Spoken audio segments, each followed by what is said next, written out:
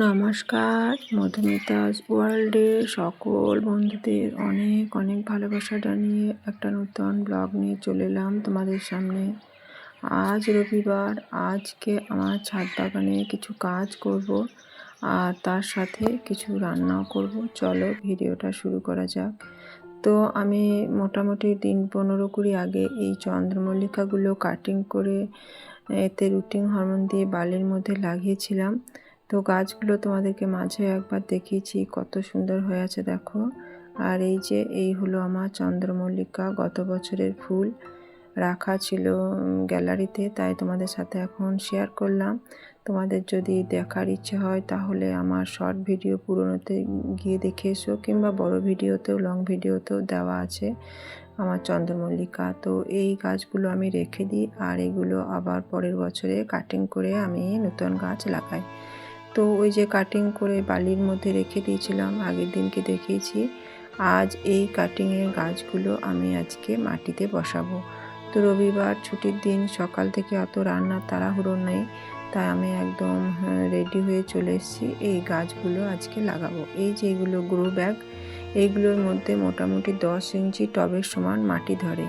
এগুলো ছিদ্র করে নেব।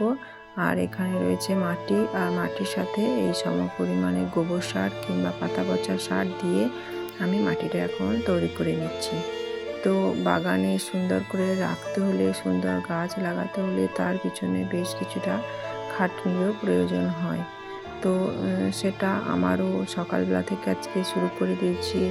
মাটি গোবর নিয়ে আজকে কাজ করব আর গাছ লাগাবো। মাটির মধ্যে আজকে একটু টাইমও লাগবে কাজ করতে।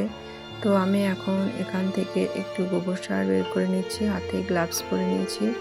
এই যে মাটি আর গোবর সার, এগুলো আমি একসাথে মিশিয়ে নিয়েছি। আর এই গাছগুলো এখন নিয়ে এসে এই গ্রো ব্যাগগুলো একটু ছিদ্র করে নিয়ে এই গ্রো ব্যাগের মধ্যে গাছগুলো লাগাবো।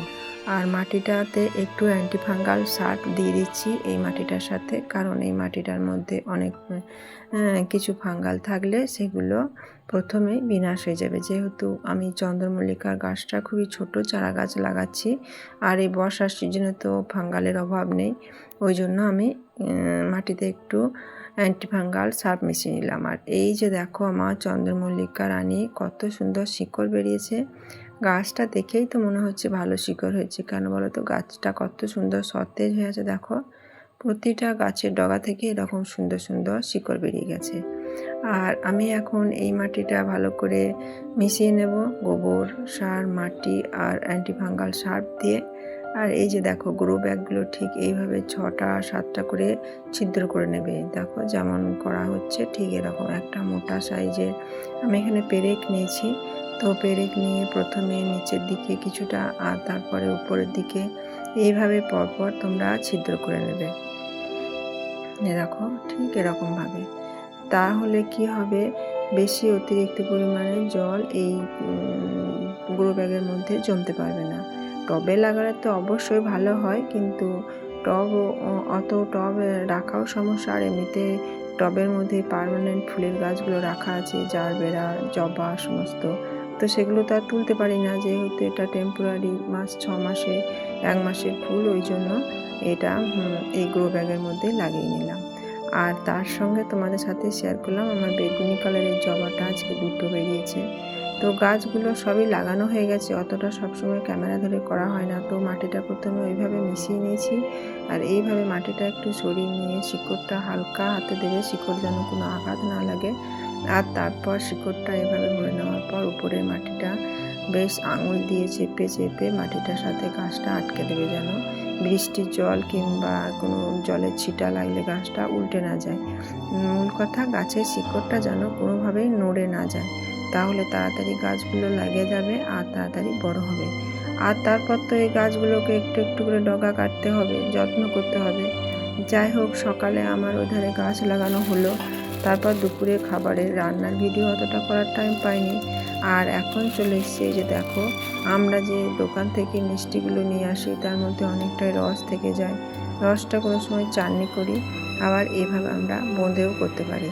তো আজকে আমি রসটা অনেকটাই ছিল, তাই ভাবলাম ফেলে দেবো, ওই জন্য প্যাকেটের বোঁদে নিয়ে এসেছিলাম। রসটারও গতি হবে আর আমার নতুন করে আবার একটু মিষ্টিও বানানো যাবে। তো একটু ফুটিয়ে নেওয়ার পর আমি দিয়ে দিয়েছি তেজপাতা আর তারপরে একটা এলাচ, যেটা আমি হামানদিস্তায় একটু থেতো করে নিয়েছিলাম। ভিডিওটা করেছিলাম কিন্তু ক্যামেরা অন করা হয়নি, ওই জন্য আসেনি।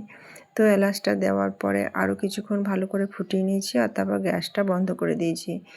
2 মিনিট মতন পরে কিন্তু এই বোঁদেটা দিতে হবে। ফুটান্ত রসে কিংবা খুব গরম রসে দেওয়া যাবে না, তাহলে এটা একদম মানে নরম হয়ে যাবে, তখন খেতে ভালো লাগবে না।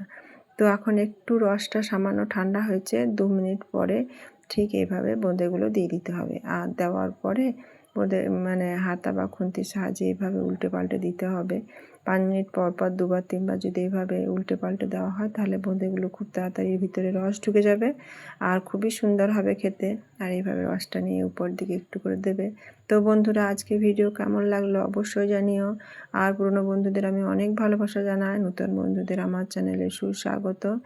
আজকে ভিডিওটা কেমন লেগেছে, চন্দ্রমল্লিকা গাছ লাগানো আর এই বোঁদের রেসিপি বানানো, তোমরা অবশ্যই জানিও।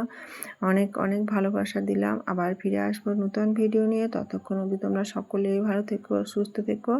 আর আমার চ্যানেলে পরপর ভিডিও, ছাদ বাগান, রান্না বান্না সমস্ত কিছু দেখার জন্য অবশ্যই আমার চ্যানেলটা সাবস্ক্রাইব করে রেখে দিও।